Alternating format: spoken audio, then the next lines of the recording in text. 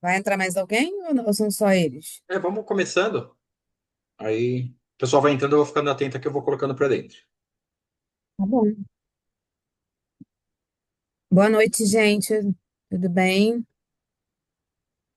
Tudo bem, Aline, Caio, Fernanda, Daiane? Não sei se tem mais alguém aí presente. Então, eu hoje queria fazer um pouquinho diferente aí com vocês. Vocês não querem tentar ler a questão comigo e a gente vai discutindo conforme a gente for avançando? O que que vocês acham?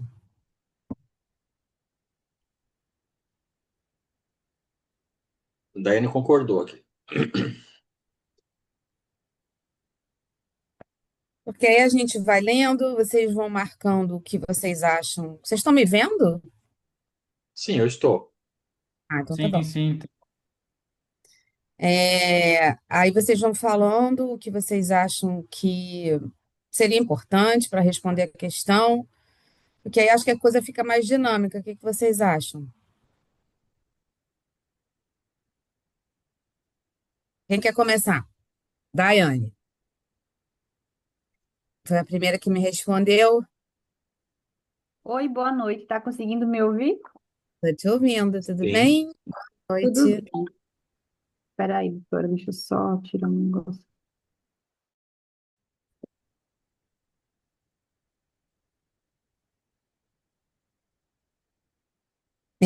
A primeira questão, você consegue ler na tela? Sim, peraí, eu tô abrindo toda ela.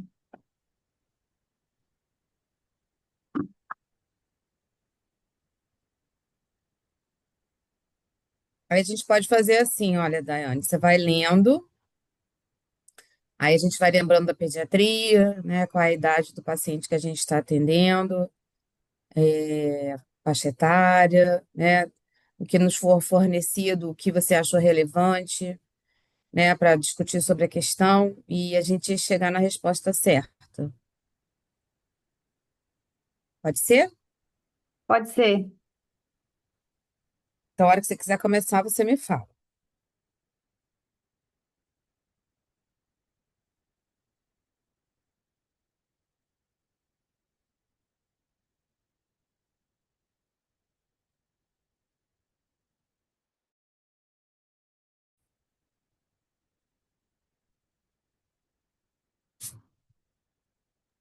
Ela caiu. Então vamos. Ela caiu. Vai seguindo então. Tá. É, alguém, então, quer fazer? Caio, Aline, Fernanda. Vamos, gente, não é nada demais, a gente só vai ler junto a questão e a gente vai pontuando aí que a gente acha importante. Só para a gente ler junto, para não ficar só eu lendo, né? Eu acho legal vocês lerem assim, sabe? E irem Boa pegando. noite, doutora. Quem tá, Estevão? Estevam. Bem? Isso, boa noite, doutora. Como é que a senhora tá? Tudo jóia? Tudo bem, você, tudo bom? Tô bem, graças a Deus. Tirando a canseira, tá bom. Bom, Gastando áreas, tudo, né? Mas vamos lá. lactente de 7 meses, previamente saudável, é levado à emergência por febre alta 3 dias, irritabilidade e recusa alimentar progressiva. Os pais relatam episódio de sudorese profunda, mesmo em repouso, e um choro mais fraco que o habitual. Nega vômito ou diarreia. Ao exame físico, o paciente encontra-se febril, 38,8 temperatura grau Celsius, irritado com perfusão periférica diminuída, tempo de enchimento capilar de 4 segundos, pulso periférico filiforme e frequência cardíaca de 198 batimentos por minuto. A ausculta cardíaca revela ritmo regular, sem sopro, a hepatomegalia de 3 centímetros abaixo do reborde costal direito e presença de estertores finos bibasais.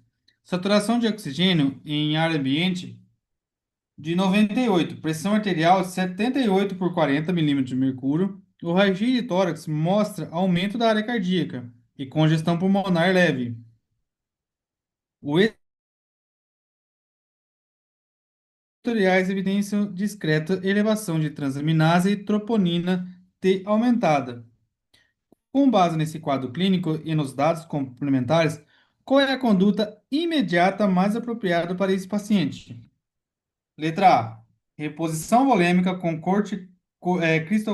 cristocoloide em bolos, 20 ml quilos, repetir até melhora clínica. Letra B. Administração de imunoglobulina intravenoso associada à corticoide de pulsoterapia com metilprednisolona. Letra C.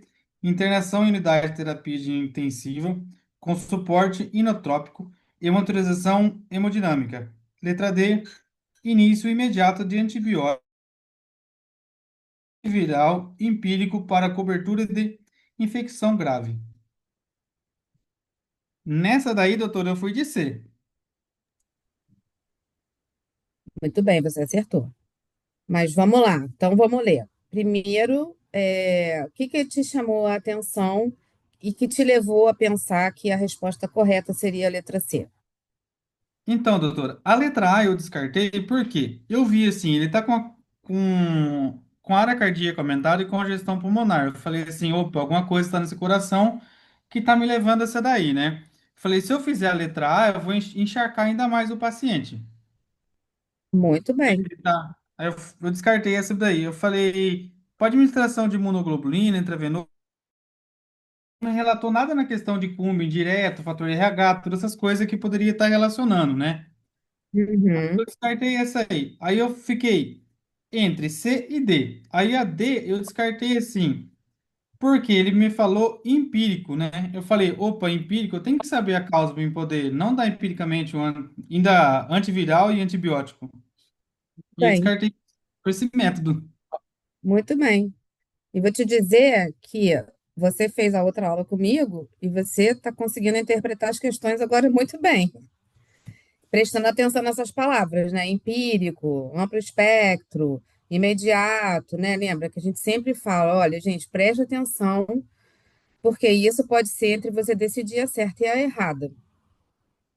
Mas então vamos lá. Primeira coisa, né? Essa questão, o que que a gente tem? Um bebê de 7 meses, e previamente ele era saudável. Eles vão para uma emergência, né? Porque a criança está com febre alta há 3 dias, irritabilidade e recusa alimentar progressiva. Os pais relatam, né, que ele está tendo episódios de sudorese profusa, mesmo em repouso, tá um choro mais fraco que o habitual, não tem vômito, não tem diarreia. Quando ele chega no físico, o que é importante, a febre, 38,8, ele está irritado, ele tem uma perfusão periférica diminuída, o tempo de enchimento capilar de 4 segundos, pulsos periféricos piriformes e frequência cardíaca de 198 batimentos por minuto. Gente, olha só, aí é aquilo, né? Se a gente tivesse só isso de dado, o que que a gente poderia pensar? Esse bebê está séptico, né? Uma história de febre 3 dias que chega na emergência com febre, taquicárdico, pulso feriforme, né? Um tempo de enchimento capilar de 4 segundos, né? Mas, além disso, ele me dá dados que a gente tem que pensar. Por que que ele está me dando esses dados? Ele tem uma ausculta cardíaca que tem um ritmo regular, não tem sopro, mas ele tem uma hepatomegalia. Tudo bem, sepsis você também pode ter, né? Presença de estertores finos bibasais. Tem uma saturação de oxigênio de 92%, tudo bem, né? Tolerável ainda, no limite lá inferior, né?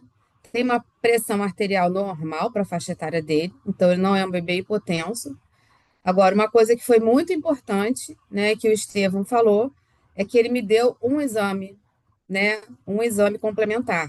Ele me deu um raio-x de tórax que mostrava um aumento da área cardíaca e uma congestão pulmonar leve. Então, mesmo que isso fosse sepse, tá, gente? Mesmo que isso fosse sepse, tá? Uma das questões que a gente até que está dentro do fluxograma, né, do atendimento à criança com sepse, é justamente a gente, depois que a gente faz etapas de expansão, a gente fazer um raio-x de tórax, ou se a gente suspeitar de rebaixamento, né, de uma hepatomegalia, rebaixamento do fígado, né, ou se a ausculta pulmonar mudar.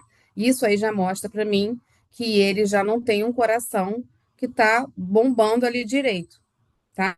Então, por essa questão, né, a reposição volêmica com cristalóide em bolos, em 20 ml por quilo, repetido até melhora clínica, a gente já não poderia mais fazer, tá? Essa seria uma das indicações, talvez, na sepse, tá? Da gente entrar com uma amina, tá? Ou fazer outra, né? Seguir o outro fluxograma ali da sepse. Mas, na verdade, né, o que esse meu bebê tem, né, que não cobra no diagnóstico, né, é uma miocardite, tá? Por conta da troponina ter aumentado, né? Então, ele tem um raio-x que tem um aumento da área cardíaca, tem congestão pulmonar, tem as transaminases elevadas e a troponina T aumentada. Então, ele já tem um envolvimento ali de músculo cardíaco, né? Tudo bem, não está cobrado ali no diagnóstico, mas mesmo que a gente pensasse que fosse uma sepse, tá? Mesmo dentro do fluxograma de sepse, a gente já não poderia mais fazer reposição volêmica com cristalóide em bolos de 20 ml por quilo. Entendeu? Então, o Estevão falou muito bem. Administrar imunoglobulina intravenosa associada com a corticoterapia, né, fazer pulso, com também não teria indicação, não seria a nossa conduta imediata. Se a gente precisaria de fazer esse tratamento depois, ficaria para depois.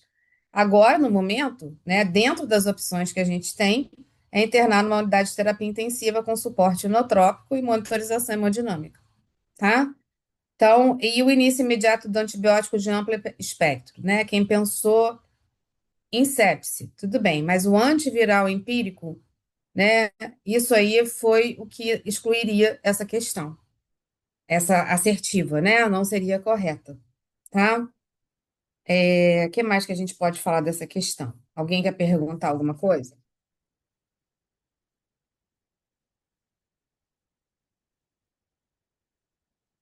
Alguém quer perguntar alguma coisa? Todo mundo acertou, então. Ninguém ficou com dúvida. Ninguém quer perguntar. Estevão, você que fez a questão comigo. Você Não, fez doutor, hã? Pode falar. você fez o raciocínio correto, tá certo, né? Não, sem dúvida. Eu vou passar para Talvez a fique próxima, tá? dúvida no diagnóstico, né? Eu acho que no final a gente, na conduta, na verdade, né? Acho que não ficou muita dúvida, né? Da Eu conduta acho ali. que foi no final, doutor, ali, que poderia ser alguma dúvida por conta que ele seria empírico, né? E como é uma infecção grave, como você vai fazer empírico, né? Isso, entendeu? A Ciana me perguntou se eu posso falar um pouco sobre essa palavra empírico. Empírico, gente, na verdade, esse empírico é qualquer um, né? Empírico, né? O que que a gente vai fazer empírico? Qualquer coisa, né? Empiricamente, eu vou começar um antiviral, nesse caso. Essa que é a questão. Aí, antiviral empírico, tá? Eu vou começar um antiviral empiricamente. Precisa ou não, vou começar um antiviral, entendeu? Então, essa, na verdade, era o que excluiria essa assertiva, não seria a resposta correta, tá? Na sepse, às vezes, né, a gente começa um antibiótico de amplo espectro, né? Se a gente não tem um agente, né? Criança, normalmente, a gente começa lá com ceftriaxona, às vezes a gente associa outros antibióticos, dependendo ali do sistema, né, que a gente acha que pode estar envolvido. Mas o antiviral empírico não estaria correto, tá? Mais alguma pergunta? Essa troponina elevada é sinal de endocardite? Não, Caio, a troponina elevada a troponina pode até elevar na endocardite, mas a troponina elevada é um sinal de que a gente tem um miocárdio já doente, tá? Então, na verdade, é um indicativo, né, de que já tem comprometimento miocárdico, tá? Quando a gente tem choque séptico, né, que há falência de órgãos e tudo, a gente também faz uma troponina às vezes elevada, tá? E em outras situações também, né, como o infarto do miocárdio, né? A endocardite às vezes eleva um pouquinho a troponina também, tá? Mais alguma pergunta? Mas não é o mais comum da gente ver na endocardite, tá? Troponina elevada. Posso ler a próxima? Pode? Vamos para a Que próxima? caiu. Peraí, deixa o Sim. Paulo botar ali. Já Deixa, alterei. deixa eu me achar, porque eu leio no papel, né? Que eu já não tenho os olhos que vocês têm. Peraí. Achei. Vamos lá. Um adolescente de 14 anos é trazido à consulta por queixas recorrentes de cefaleia pulsátil, principalmente e dificuldade de concentração escolar. A mãe relata que desde a infância ele evita participar de esportes e refere dor e fadiga precoce nos membros inferiores após esforço moderado. Nunca apresentou convulsões, síncope ou febre. Não faz uso de medicação. Durante a consulta, a aferição da pressão arterial mostrou 158 por 92 em membro superior direito e 156 por 90 em membro superior esquerdo e 102 em ambos membros inferiores. O pulso é simétrico, enquanto os pulsos femorais são hipopulsáteis e enchimento tardio. A ausculta cardíaca nota-se sopro sistólico em borda external esquerda alta, com irradiação para a região interescapular. Não há viscerosmegálias ou edemas. O exame oftalmológico revela cruzamento arteriovenoso sem papiledema. O ECG mostra sinais de sobrecarga ventricular esquerda. A radiografia de tórax evidencia escavações nas margens inferiores da costela posterior. Considerando esse quadro,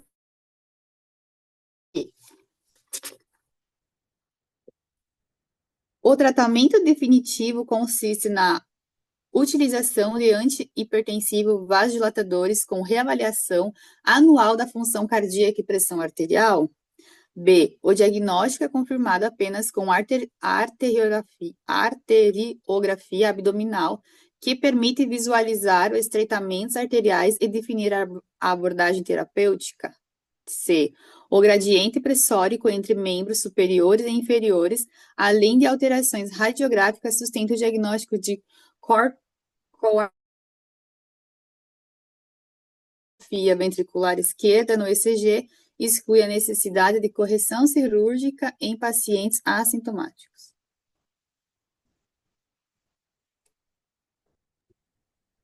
Então, Daiane, essa a gente tem que achar a correta. Pois é, eu achei difícil essa questão, mas porque, ó, quando a gente lê o caso clínico, foi diferente a pressão, né? Em uma perna, outra perna, em cima também foi tá tudo diferente. Uhum. Eu não iria colocar a letrada um hipertensivo, antihipertensivo para ele, né? Óbvio. Gradiente pressórico e membro superior. Nós não temos alterações radiográficas, né? Tem. Tem sim, escavação.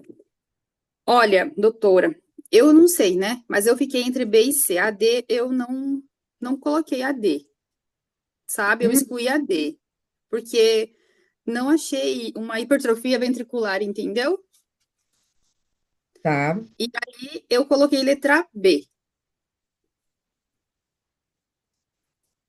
Então, aí é que tá. Vamos pensar aqui. O que está escrito na letra B? O diagnóstico é confirmado. Nada a ver. É letra C. Eu falei agora, né, que a diferença dos membros Tá é vendo C. como é que é bom a Uhum, gente ler?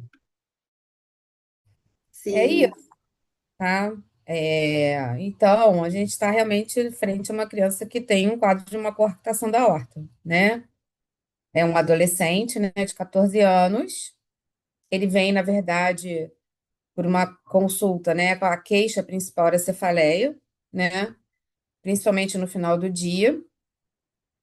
Aí tem essa história da infância, né, que mostra que ele ficava cansado, né, fazendo esporte, não faz uso de medicação, e aí os dados do exame físico e dos exames complementares, né, que nos foram fornecidos, é que é importante, né? Então é o que você falou, ele frisou bem, né? A gente tem uma diferença de pressão arterial sistólica do membro superior direito para o membro superior esquerdo.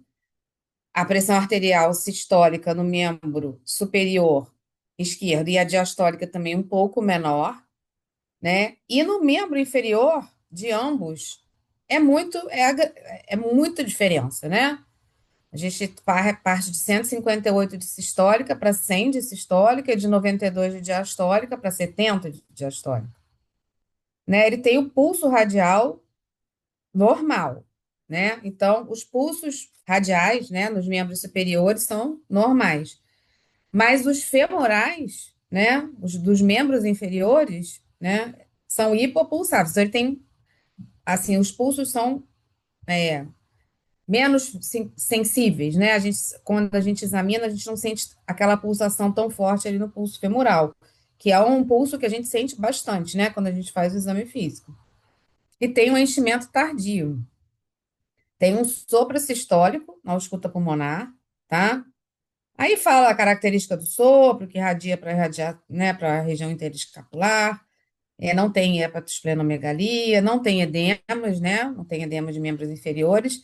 Ele coloca esse exame oftalmológico aqui porque a criança, esse adolescente, foi trazido, né, para investigar um quadro de cefaleia. Ele faz um exame oftalmológico para ver se tem papiledema, né, para ver se tem algum sinal de hipertensão intracraniana, é normal. Ele tem um sinal de sobrecarga ventricular esquerda, sim, mostrado no eletrocardiograma. E a radiografia de tórax mostra essas escavações, né, ali na margem inferior das costelas posteriores, que já é um sinal também de hipertrofia crônica ali, né, do ventrículo esquerdo, tá? Então, dentro das nossas opções, você excluiu muito bem a letra A. A gente não vai começar a tratar um antihipertensivo logo de cara com esse exame físico que a gente tem, né? Na verdade, a gente está investigando, a gente se depara com uma criança que no exame físico tem essa diferença pressória. O diagnóstico é confirmado apenas com arteriografia abdominal. Todo mundo Não, sabe coartação da aorta. sim. Então, como é que a gente faz o diagnóstico? Ecocardiograma, né? Uhum, E se não identifica, né? Aí faz exames complementares, angiotomografia ou angiorressonância, né? Então não é só, né? Não é apenas a arteriografia abdominal. A gente pode até pedir uma arteriografia abdominal para ver se tem porque assim, a gente pode ter uma aorta doente em outros locais, tá? Faz parte depois da investigação, mas não é apenas com a arteriografia abdominal que a gente vai excluir o diagnóstico. E lembrando que a coarctação da aorta, né, ela acontece na maioria das vezes na porção torácica ali, né, descendente ali da aorta, né? Então, na letra D, a hipertrofia ventricular esquerda no eletrocardiograma exclui a necessidade de correção cirúrgica em paciente assintomático? Coarctação da aorta é cirúrgica?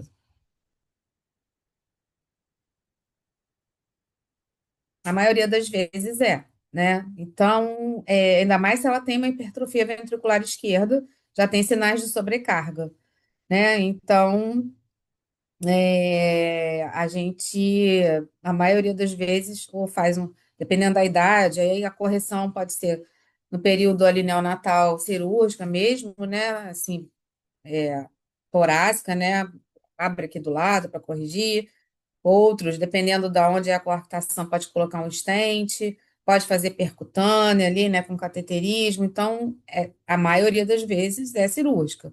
A não ser que seja uma coarctação muito pequenininha, mas, assim, mesmo assim, eles acompanham a hemodinâmica e a maioria vai terminar em cirúrgico, tá? Então, a resposta correta seria C, né? Que o gradiente pressórico, né, diferente, né, entre os membros superiores e inferiores, além de alterações radiográficas, sustentam o diagnóstico de coarctação da aorta, tá? Alguém quer falar alguma coisa dessa questão? Vocês acharam difícil, assim como a Daiane? Doutor, eu também achei muito difícil essa questão aqui de primeiro impacto. Você sabe que, assim, coarctação da aorta é uma doença congênita, né? Mas O teste do coração, sim, tá? Mas o teste do coraçãozinho, na verdade, a gente mede a diferença de saturação, né, entre membro superior e membro inferior, né? É, assim, a maioria, assim, muitas das pacientes que nascem com coarctação da aorta, às vezes isso não é visto lá no período gestacional, neonatal, às vezes vão até a idade adulta e só vão fazer o diagnóstico mais tarde, né? Então, o que realmente era o chamativo aqui era a diferença pressórica entre membros superiores e inferiores, né?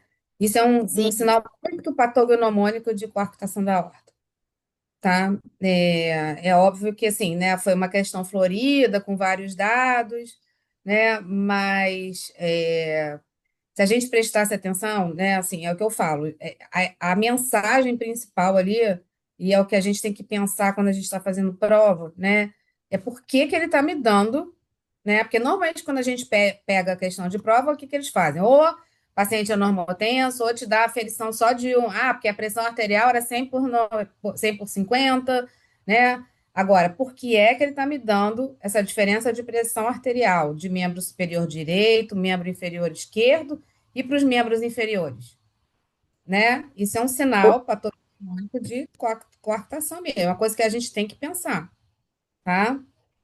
doutor, tem uma pergunta.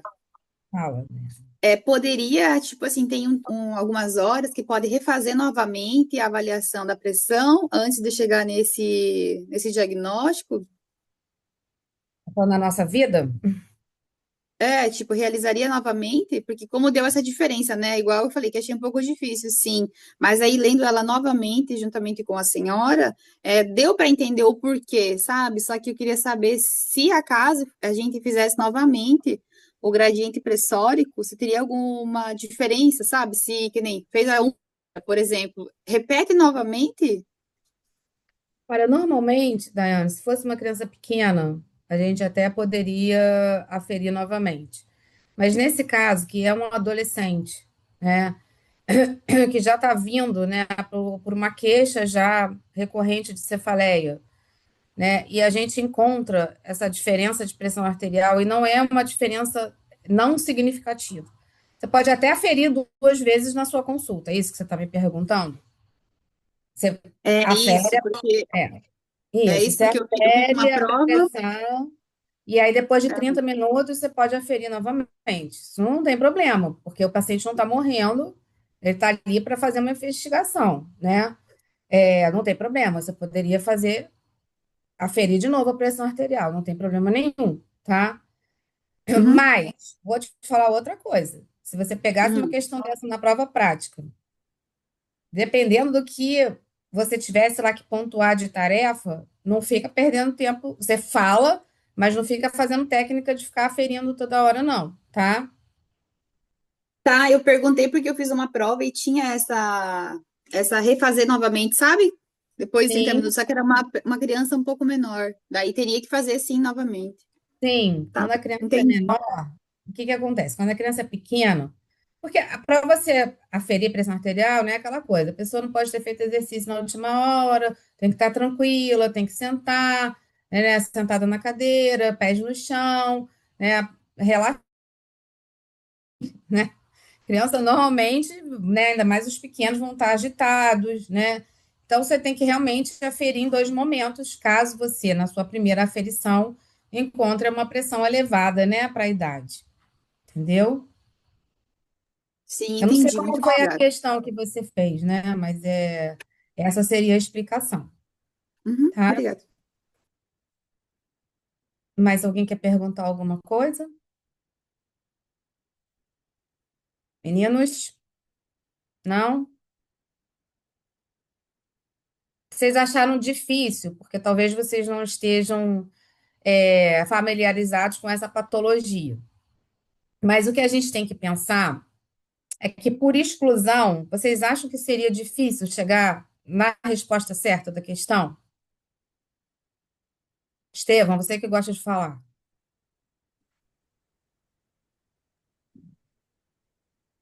Eu acho que não, doutora, pela exclusão, não. É isso que eu acho. E eu acho que é isso que é legal aqui, né? A gente ficar, você viu, depois que você leu a questão, você já, é Sim. mesmo, né? Por isso que é Então, bom né, junto para entender. isso. Muito bem. Mais alguma pergunta, gente? Não? Podemos ir para a próxima? Pode, doutor, pode ir. Então vamos. Quem vai ler a próxima? O Estevão, Então vamos lá. Qual é a próxima, Paulo? Durante uma consulta. Vou puxar Já aqui. coloquei aí na tela, três. Ó, peraí. Lá.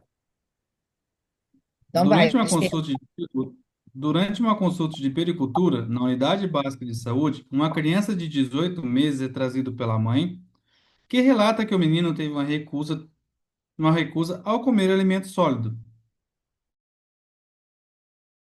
preferencialmente preferencialmente exclusivo pelo leite materno. O crescimento ponderosatural está abaixo do percentil 3 da curva da Organização Mundial de Saúde. A mãe de 22 anos demonstra ser preocupada, mas também resistente à introdução de outros alimentos. Nega sinais infecciosos ou sintomas gastrointestinais. O vínculo com a equipe é recente e é a primeira vez que a mãe comparece para a consulta de acompanhamento, considerando os princípios da atenção integrada da saúde da criança, diretriz nutricional. Qual a conduta mais apropriada pela equipe de saúde? Letra A. Prescrever fórmula infantil de alto valor calórico progressivo e encaminhar imediatamente para o serviço de referência secundária em pediatria devido ao risco de desnutrição grave. Letra B. Estabelecer vínculo com a mãe, explorar barreiras à introdução alimentar, iniciar um plano educativo com a equipe multiprofissional e programar visita domiciliar e retorno clínico em curto prazo. Realizar investigações laboratoriais de imagem de rotina para afastar causa orgânica e de recusa alimentar, além de prescrever suplemento polivitamínico enquanto aguarda o resultado. Preparo e consistência dos alimentos oferecidos e entregar material educativo impresso e retorno em 3 meses para reavaliação antropométrica. Eu fui de B, doutora, que é a mais bonita que estava aqui entre as respostas.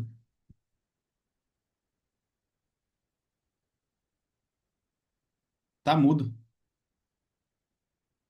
Tá mudo. Desculpa, eu botei mudo para não te atrapalhar. Então, realmente você acertou, né? Era o mais bonito, né?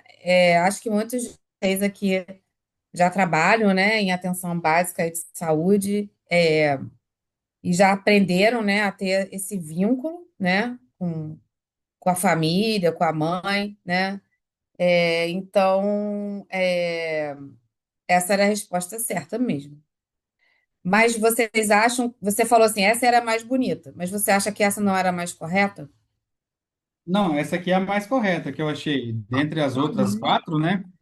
Foi a mais correta. Tipo assim, eu descartei a A porque alto valor calórico, desnutrição grave, não me relatou nada de desnutrição grave no enunciado. Isso. Já descartei Estava no a A. percentil 3, né? Já preocupante, mas não é uma Aham. desnutrição grave, né? Sim. Aí eu falei, aí depois a outra, fazer exame de imagem. O que que uma É. imagem vai me ajudar nessa coisa? Eu falei, não vai me coincidir, né?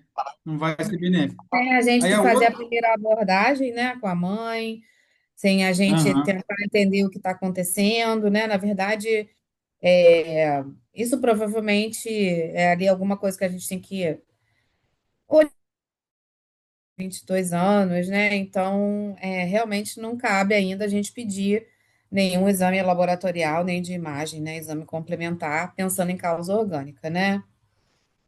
E Aí a muito letra menos D, suplemento polivitamínico, né? tipo assim, outra também, outra na questão também, polivitamínico, uma criança de 18 meses. Pois é. Na Aí letra. na letra D eu excluí ela por quê?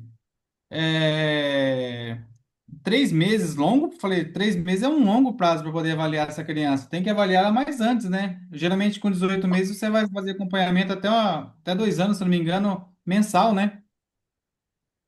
A gente, depois de um ano, a gente pode até aumentar o intervalo aí, né, das visitas, mas realmente, né, você atende uma criança no percentil 3 e com esse erro alimentar todo, né, mama só quase ali, pelo que eu entendo, a mãe se recusa, a mãe relata que o menino se recusa a comer alimentos sólidos, então provavelmente ele teve uma introdução alimentar já toda errada, ela não vem há muito tempo, né, ali na atenção, né, básica de saúde. Então, realmente, assim, 3 meses seria muito tempo. E você só entregar um material educativo impresso, também eu acho que não vai resolver muito, né? Eu acho que tem que estabelecer um vínculo ali com a mãe mesmo, né? Enfim, trazer ela para conversa, né? Aí envolve todo o ciclo ali familiar, entender quem é a rede de apoio dela, né? E começar um plano educativo ali realmente, né? Multiprofissional, envolvendo nutricionista, né? Então, realmente, a letra B é a mais correta, né? E a visita domiciliar, como ele coloca ali, muito importante, até mesmo para a gente entender como é a funcionalidade desse lar, né? Então, a resposta correta é a letra B, tá? Alguém ficou com dúvida nessa questão? Eu acredito que vocês não ficaram com dúvida. Alguém ficou com dúvida?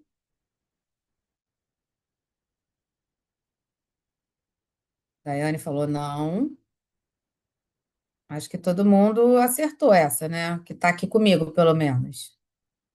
Embora, assim, dentro da porcentagem, né, de erros ali, teve bastante gente que errou, né? Mas acho que do pessoal. O Caio falou, pareceu despreventiva essa questão. Sim, também acho, mas como tem uma criança junto, né, ali na questão, aí a gente acabou optando por apresentar ela na pediatria para discutir coisas até que, mesmo da preventiva, né, são mais específicas ali da pediatria mesmo, tá? Alguém quer falar mais alguma coisa?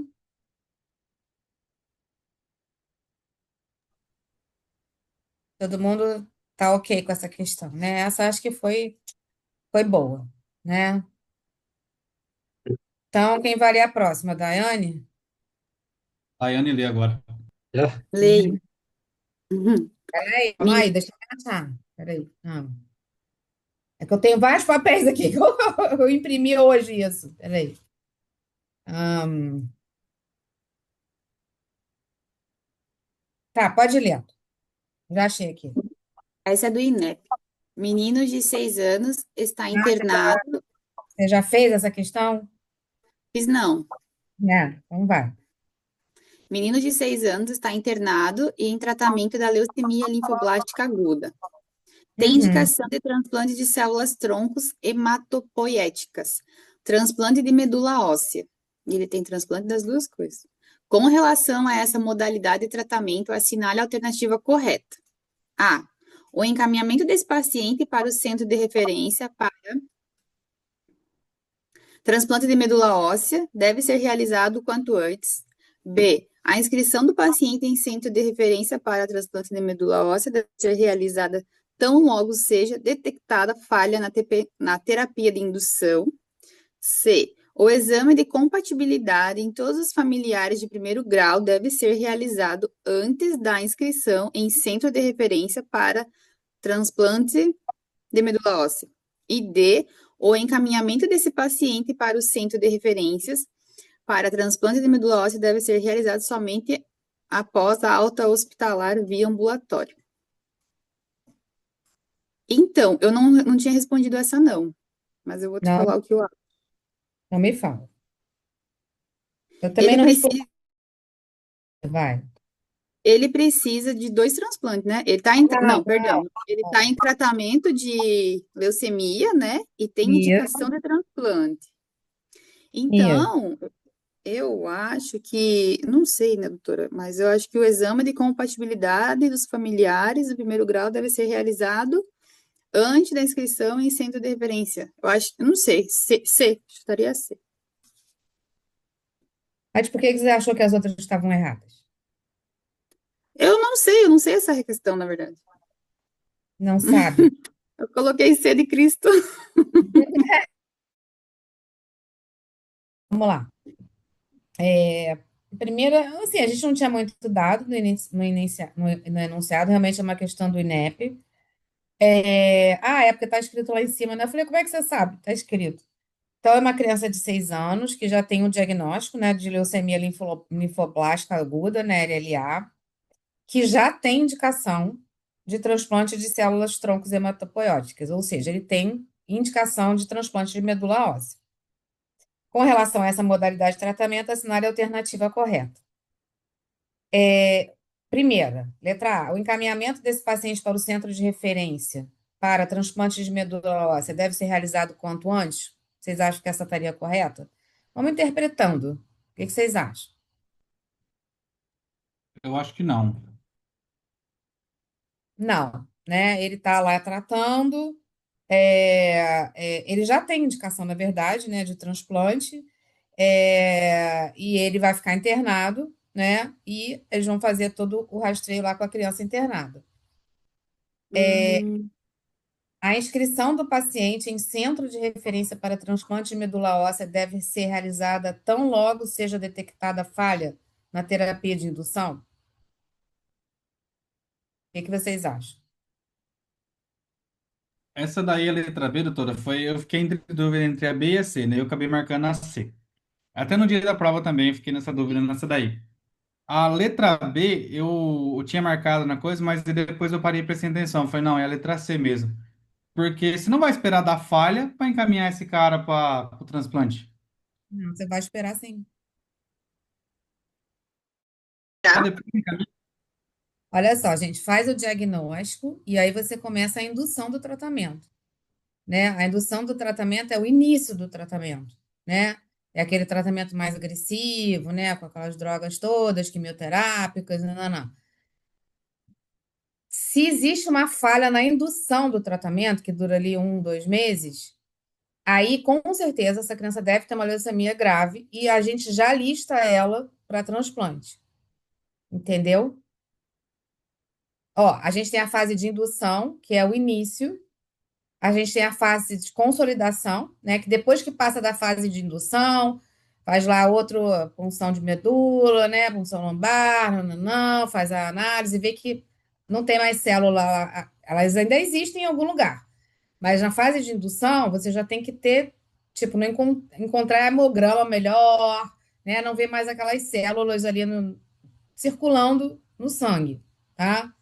Melhorar hematócrito, melhorar a plaqueta. Essa é a indução. Aí vem induziu, melhorou, vem a fase de consolidação. Aí ele vai continuar fazendo o tratamento mais 1, 2 anos.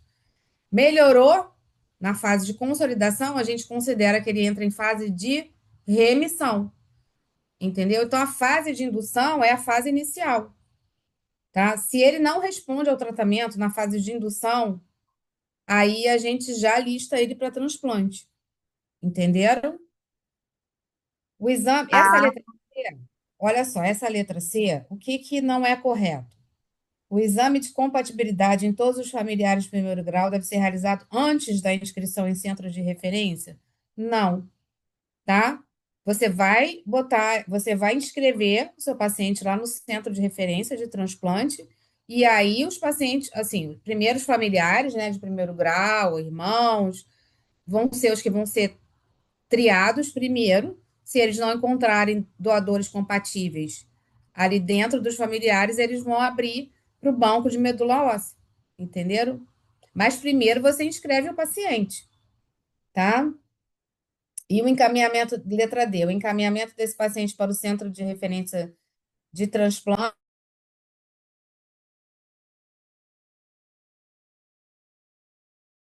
doutora, você colocou o seu no mudo. foi sem querer. Acho que nem sei o que que eu apertei aqui. Vou botar esse mouse Ô, para lá. doutora, mas então, no caso, se a letra C, se tivesse, então, o exame de compatibilidade em todos os familiares do primeiro grau, ele já tinha que ser feito, né? Aí seria a mais certa? Não, você não faz, Eu não você não. entendi a tua explicação da C. Deixa eu te explicar. Primeiro, você vai inscrever o seu paciente, lá no Centro de Referência de Transplantes de Medula Óssea. Depois que você escreveu, né, aí os familiares de primeiro grau vão ser chamados para fazer a triagem, para eles serem os doadores, entendeu? Porque o que ele fala aqui é que você vai testar em todos os familiares de primeiro grau antes da inscrição, entendeu? Ah, sim, mas aí se tivesse escrito ao contrário, essa seria mais certa, no caso. Sim. Na verdade, Certo. certa, aí seriam duas certas, entendeu? Entendi. Uhum. Então, isso era o que excluía essa como correta, entendeu? Isso aí tem que entender um pouquinho, inclusive porque isso é uma funcionalidade do Brasil, né? Embora existam bancos de medula óssea agora internacionais também, né? A gente tem acesso ao banco de medula óssea do mundo, mas entender como é a funcionalidade dos bancos de referência, né, aqui do Brasil, né? Mas e também entender o que é a fase de indução, né, de tratamento de leucemia, tá? Talvez vocês não estejam familiarizados. A correta, Cristina, é a letra B, tá? Talvez vocês ainda não estejam familiarizados, né, com esse fluxo, né, de tratamento, mas vocês entenderam agora? Sim, agora sim, eu entendi. Tá. Então, assim, eu acho que assim, o que a gente pode discutir é um pouco isso, né? Mas acho que é, a explicação seria essa, entendeu? Eu sei que acho que foi difícil, justamente por conta disso, tá? É porque eu trabalho, sou pediatra, né? Tem pacientes no meu hospital, né? Interno, né? Com leucemia. A gente acompanha o tratamento, então na verdade, quem está familiarizado no ambiente intra-hospitalar, talvez consiga entender melhor, né? Talvez essas nomenclaturas que foram usadas nessa questão. Você Sim, quer doutora. dar alguma coisa? Não, eu não quero. Eu entendi agora a tua explicação. Não tem nenhuma grande teoria, né? Era só uma questão mesmo de entender o que eles estavam querendo dizer com isso, né? Podemos ir para outra?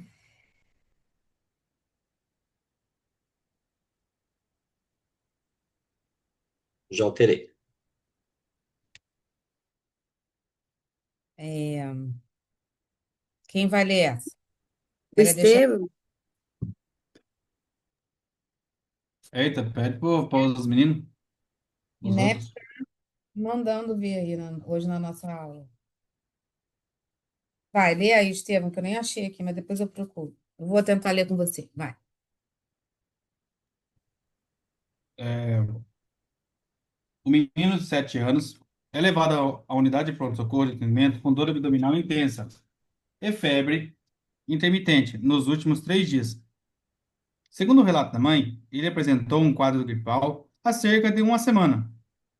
Ao exame físico, o paciente apresenta-se púrpura palpável localizada principalmente nos membros inferiores e nas nádegas, além de edemas nos tornozelos e dor nas articulações dos joelhos e cotovelos. A dor abdominal é difusa e não é aliviada com analgésicos simples, leve e hematura microscópica. A hipótese diagnóstica com justificativa correta por o caso é doença de Kawasaki, presença de febre de envolvimento articular, artrite reumatoide juvenil, presença de febre, edema articular e dor, lúpus eritematoso sistêmico, artralgia, púrpura palpável e achado urinários, vasculite por IgA, púrpura palpável, dor abdominal e achado urinários. Eu fui de Devo, né, doutora? Muito bem, você acertou. Mas não dá dor articular, né? E Kawasaki. Kawasaki, você tem que ter febre mais do que 5 dias, né? Aham. Eu também fui de B. Porque ele Quem? fala ali de dor nas articulações, cotovelo e joelhos, né? E o edema, Você foi de D? púrpura. De Eu dado. fui de B. B de bola? É. Artrite reumatoide juvenil? Por que que você achou que era artrite reumatoide juvenil? Eu achei que era por conta dessas dores nas articulações. Então, mas a vasculite, né, por Eu, IgA, ou a antiga nomenclatura púrpura de Renox-Schönlein, ela cursa com dor articular também. A artrite reumatoide juvenil, hum, porque normalmente ele, ela envolve, hum, porque ele, mas ela não cursa com essa púrpura. verdade. A, vas- Tava, a, a fala, resposta estava aqui, né? A resposta está aqui, a pergunta ali falando de púrpura, e aqui quando fala da vasculite já tá falando da púrpura. Aff, falta de sim, interpretação, doutora. Hum, eu, Essa da questão aí, segunda, não eu não sei se o sei se eu quê. estou certo. Nessa questão aí, quando eu estava lendo, na hora que eu vi que relatou que apresentou um quadro de gripe, eu já pensei, opa, dor de garganta, alguma coisa assim do tipo, né? Aí eu já fui lendo, fui associando a síndrome nefrítica. Aí eu falei, a única que vai bater com a síndrome nefrítica é vasculite por imunoglobulina A, que é uma inflamação. Isso mesmo. Na verdade, a vasculite por IgA, né, os imunocomplexos, né, eles se depositam, né, ali, a gente faz uma vasculite mesmo, né, e aí a gente pode ter alteração renal, né, a gente pode ter proteinúria, às vezes um pouquinho de hematura, né, no EAS, mas a artrite reumatoide juvenil também, ela não cursa com uma febre num curto período, entendeu? Normalmente é um quadro mais crônico, criança tem febre em mais do que 2 semanas, envolvimento das grandes articulações, pode até fazer lesão de pele, mas não é purpúrica, né? Pode fazer um racho, aquele racho meio evanescente, né? E essa questão de ter tido um quadro gripal prévio, né, é o que normalmente a gente vê na vasculite por IgA, tá? A criança faz um quadro previamente, ou uma gripe, ou uma gastroenterite, e aí, normalmente, é o que a gente pega, né? A criança chega na emergência, volta a ter um quadro febril de novo, e essa dor articular, às vezes, nem é tão evidente. O que normalmente é muito evidente e característico são essas lesões purpúricas, como ele descreve aqui, palpáveis, né? Principalmente nos membros inferiores e nádegas, né? Então, a gente não tem nenhum resultado de exame laboratorial a princípio. Ah, sim, só o EAS, né? E pode cursar com dor abdominal também, uma coisa, né, meio que pode acontecer. E o edema normalmente é uma coisa discreta. Não é uma, a gente não tem uma característica muito de artrite, sabe? Não tem calor, não tem, é um edema e às vezes um pouquinho de dor ali quando a gente vai fazer o exame físico. Mas o que fazia realmente o diagnóstico aqui é o que ele coloca ali de púrpura palpável localizada nos membros inferiores e nas nádegas. Então, dentro das alternativas, né? Doença de Kawasaki é o que a gente já falou, né? E não preenche todos os critérios, não tem febre mais do que 5 dias, não tem edema de mãos e pés, não tem conjuntivite, né? Não tem um rastro cutâneo característico de Kawasaki. Então, só por presença de febre e envolvimento articular não faria o diagnóstico. Artrite reumatoide juvenil é o que a gente já falou. Lúpus também não cursa com púrpura, né? Lúpus pode. E lúpus também, normalmente, a gente tem a febre um pouquinho mais prolongada, tá? Dentro das alternativas, a resposta correta é a vasculite por IgA, tá bom? Alguém mais quer perguntar alguma coisa? Gente, hoje vocês estão não. indo rápido. Que bom, né? Hoje vocês estão Doutora, indo. eu não sei se a senhora tem, se a senhora tiver e puder passar para a gente algum resumo sobre Kawasaki, sarampo, Tá me cheirando que vai cair isso aí na prova, por conta que tá tendo surto de sarampo, né, no Brasil de volta, né, em alguns estados. Aham. Se a senhora tiver puder passar para nós, ou uma aula, se a senhora puder passar para a gente. Vocês querem marcar uma aula falando sobre doença exantemática, é isso? É isso, ou uma explicação rápida, se a senhora puder. Isso. A gente Vamos Seria pode dizer, legal. combinar. Falar com o falar- Paulo, com a Beth, ver se a gente combina uma hora. Mas assim, olha, o que eu posso falar? É, sarampo, né? O sarampo, normalmente ele cursa com uma febre, né? Que começa ali de 24 a 48 horas. E aí, ali no terceiro dia, e a criança começa com sintoma respiratório também. Assim, ali em torno do terceiro dia, ela começa a fazer um rash, mas aí é um rash cefalocaudal, né? Eritematoso maculopapular. A criança fica toda pintada. E qual é o sinal patognomônico de sarampo?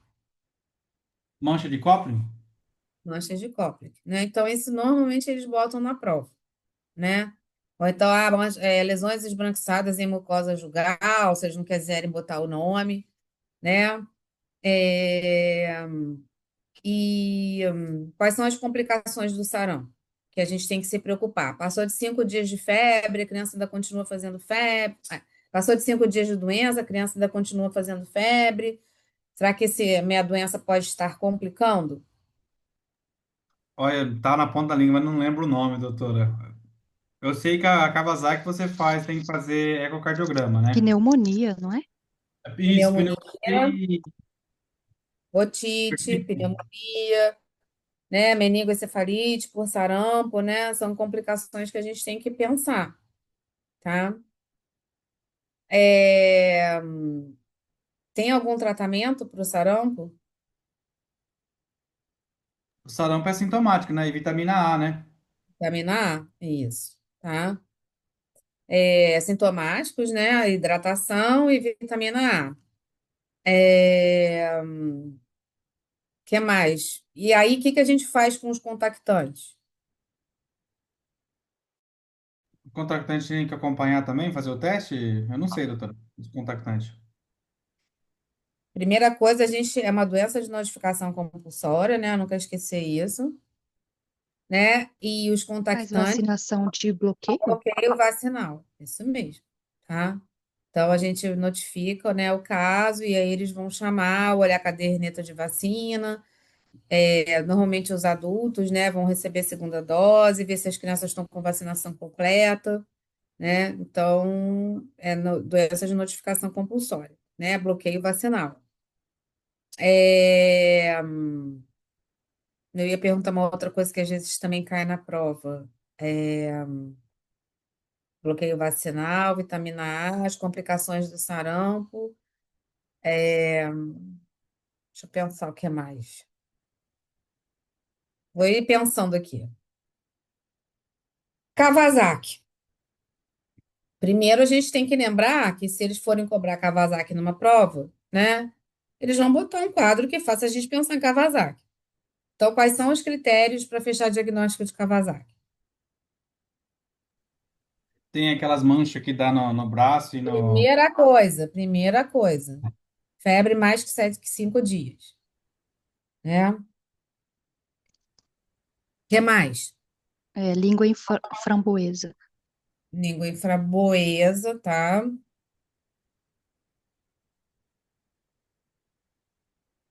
A gente acabou de falar, ó, Edemas de, linfadenopia, edema de edemas de mão mãos e pés, pés. Adenomegália também, né? Tem. isso. Aneurisma Isso é complicado. artéria coronariana. Olha só, os microaneurismas, eles são complicações do Kawasaki, tá? Porque o Kawasaki também faz uma vasculite, né? E que Eu conto, acomete principalmente os vasos coronarianos e fazem os aneurismazinhos ali. Então, se sim. você não faz o tratamento em tempo correto, né? Uma complicação do Kawasaki são os aneurismas de coronário, os microaneurismas, tá? Então, na verdade, ele não é diagnóstico, né? Então, no caso, teria febre mais de 5 dias, né? Isso. Conjuntivite não purulenta, edemas, mãos e pés e língua de framboesa. E as linfonodomegalias, Isso. tá? Agora tem uma outra doença também da língua inflamboesa. Qual é? Outra Tá. doença. Você acabou Não de falar, lembro. Estevão. Qual é? Escarlatina, doutora Sarampo? Letícia? Escarlatina. Muito bem. Muito bem. Só que aí, como é que já seria aí um quadro de escarlatina se caísse na prova? Estaria associado, às vezes, com infecção viral alta? Não, ele tem o sinal de Filatovf e de Pastia. Por quê? Isso. A febre é mais alta. E ele Ele apresenta vai ter. esse sinal de filantropo eu decorei como se fosse guerreador da Segunda Guerra, o nome. Quem É causa, quem forma de causa, lixa, né? Que eles causa dizem. escarlatina? O Streptococcus beta-hemolíticos do tipo A, se eu não me engano. É, Muito tipo, bem. Então, ele não é uma doença viral, é uma doença bacteriana e normalmente é aguda, né? 24 horas já febrão, às vezes vomita, pode ter dor abdominal, mas o característico é o rash, né? As manchas na pele, né? Começa a fazer aquelas manchas tipo lixa mesmo, né? Áspera, né? Micropapulares, tá? O sinal de Filatovf ali, como vocês falaram, né? Aquela coisa marcada, né? Tanto em região de virilha quanto aqui na região de dobra, né? Dos braços. E aí você também pode ter linfonodomegalia, né? E também faz a língua em framboesa, só que quando você examina a orofaringe, né? Você vê a presença lá de exudato em amígdala. Então é um quadro mais agudo, entenderam? E o, Sim. entenderam? Então, se cair escarlatina na prova, vai cair assim, né? Não vai ser uma febre mais de 5 dias, né? Não, não, não, como a gente falou do Kawasaki, tá? O que mais que vocês querem falar? pra mim tá bom. É Deixar porque as para a semana outras que vem. doenças, tipo rubéola, cachumba, né? Parotidite, isso aí a gente não vê cair muito em prova. O que a gente vê cair mais é Kawasaki, mesmo escarlatina já caiu bastante, sarampo, né? Pode ser que caia também. O que mais das doenças exantemáticas aí que a gente pode lembrar?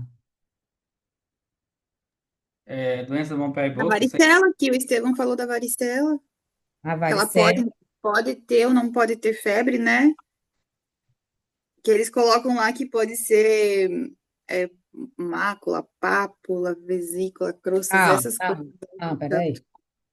A varicela, ela, mas com a vacinação, a gente tem pego casos de varicela atípica. Sim, Mas eu tô te acho que falando, na pode não pode. prova, na prova, acho que eles não vão botar assim, né? Acho que vai ser uma febre, realmente. E normalmente a criança começa a fazer mácula, pápula e vesícula. Primeiro fica vermelhinho, depois faz a pápula, depois a vesícula.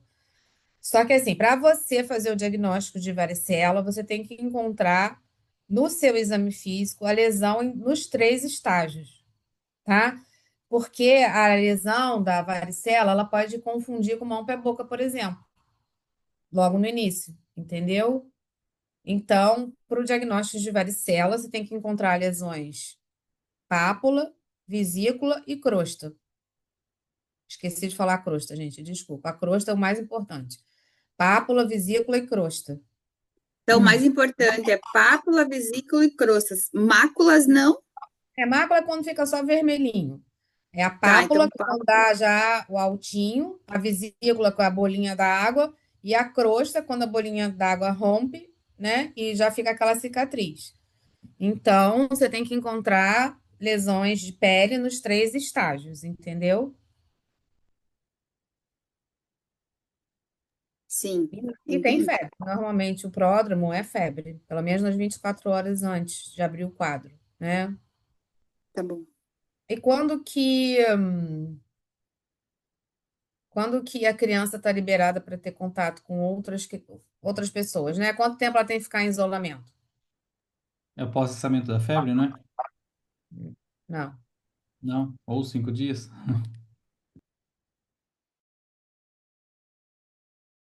acho. Não sei, 7 dias, não sei. Então, eu não Uma lembro. semana? Não lembro também. Mas é quando até todas as lesões virarem crostas. Quando Ah, mas você então não tiver, tem um tempo específico no caso, ou tem? não. É, Normalmente são 7 dias, né? Mas enquanto ela tiver vesícula, ela está transmitindo, entendeu? Então, ela tem que ficar em isolamento até todas terem virado crostas, né? Com a casquinha em cima, entendeu? entendi, doutora. Que mais? Aí tem o exame. Vacinação do sarampo.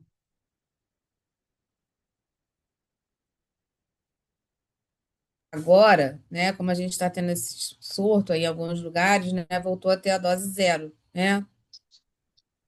Sim, a dose zero seria aquela dose que não entra entra, mas não entra Isso, i- isso, né? Então, lembrando isso. É, tem alguma situação especial que a gente não pode fazer a vacina do sarampo? seria alergia ao Quando a antígeno. gente faz o bloqueio vacinal, né? Quais são as situações, os pacientes, os contactantes que não poderão ser vacinados? Lembrando Hum, que o sarampo é uma vacina de vírus vivo, não é inativado, como é que fala? Gente, fugiu a palavra. Atenuado. Isso. Caio já falou aí, gestante, imunodeprimido, imunossuprimidos, né? Pacientes imunossuprimidos, né? alergia ao antígeno também, né? Também. Mas isso hoje em dia, até se for um caso muito grave, assim, se tiver que vacinar, eles fazem pré-medicação e vacinam, né? Mas a gente tem que lembrar dessas situações de exclusão, né? As gestantes, os imunossuprimidos, os bebês no primeiro mês de vida, 6 meses, né, de vida, que podem, né, desenvolver sarampo, entendeu? Grave. O que mais? Doença mão-pé-boca, síndrome mão-pé-boca, eu acho muito difícil de cair. Acho que é mais essas que a gente falou mesmo. Vocês querem falar de mais alguma coisa? Ah, por enquanto não, tá bom. Já confundiu, né? A cabeça. Ah, já confundi. Canseira, né, doutora? Ah, cansa, né? Sim, Depois sim. vocês podem colocar lá no grupo, pessoal, assim, aí eu vejo com a Beth se ela consegue reunir algum tipo de material desses temas que vocês pediram. Só coloca lá no grupo para eu não esquecer. Aí eu peço para a Beth ver o que ela consegue de literatura e passar para vocês. Tá joia, então, Paulo. Tá Obrigado. bom? Tá bom, muito obrigada, doutora. Boa noite. Imagina, Nos gente. vemos. A gente já Depois, acabou, você acredita? Eu, eu não acredito. A Beth vai Sabe o me que que eu acho? matar. Vocês estão muito cansados. E aí, vocês querem ir rápido para poderem dormir cedo. eu não, vixe. Por mim, até 10 horas, 11 horas da noite. Na verdade, aqui vai dar 9 horas ainda, né? Ah, Vocês você tá com estão uma onde? hora a menos aí, né? É, eu sou de Mato Grosso do Sul, Ponta É, uma Porã. hora a menos. Ah, tá. Legal. Tá bom, gente. Olha, uma boa noite aí para vocês. Espero não ter confundido a cabeça, Não, mas não, a foi gente top. pode marcar de conversar outro dia, não tem problema, tá? Aí ou a gente pode preparar o material, ver o que que vocês estão precisando, dentro até dos temas da pediatria, né? A gente pode aí discutir alguns outros temas aí mais para Que dia é a prova mesmo, que eu me esqueci? Dia 19 de outubro. Tem 39 dias hoje. É, mas a gente pode programar alguma coisa aí para os próximos dias. Eu vou conversar com o Paulo e com a Beth, mas aí vocês podem botar as sugestões de vocês também, que eu acho que é o mais importante, para até para direcionar a gente, entendeu? O que vocês estão tendo. Até porque vocês já fizeram vários simulados e vocês devem estar, talvez, entendendo aonde vocês têm mais dificuldade, para a gente poder até discutir mais para frente. Sim, sim. E amanhã a Que gente já nem. vai liberar o simulado para vocês terem mais tempo para fazer, tá? Só pedir aquele negócio que eu vou pedir para a mina fazer com tempo maior para vocês fazerem aquele controle por vocês mesmos para não acontecer de ninguém perder as questões, tá bom? Beleza, Paulo. Tá Então, tá, bom, obrigada. pessoal, Boa noite. boa noite, viu? Tchau. Bom descanso para Falou, todos. Cris. Tchau, Até mais. Boa gente. noite. Uma boa noite Obrigado. para vocês, tá? Tchau, Paulo. Tchau, boa noite, Cris.